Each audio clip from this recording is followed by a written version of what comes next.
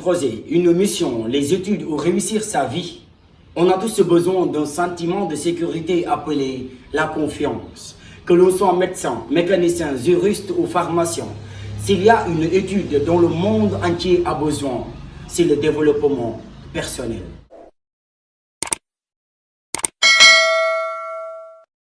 C'est l'image que nous avons de nous-mêmes qui fait notre destin, disait Nathaniel.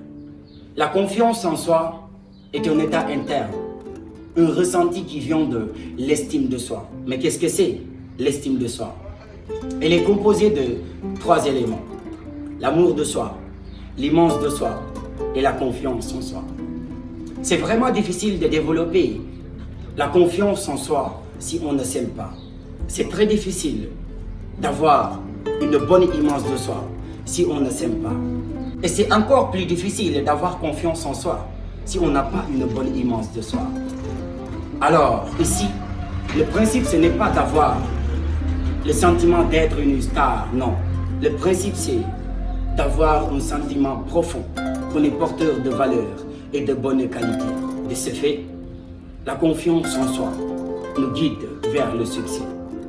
Mais la confiance elle-même est née avec un jumeau qu'on appelle le doute. Ce jumeau est en quelque sorte un obstacle. Il nous fait douter de notre capacité d'imaginer, de créer ou de projeter dans la vie future. Entre le doute et la confiance en soi, c'est un challenge interne. Alors la décision nous revient. On donne plus de force au doute ou à la confiance.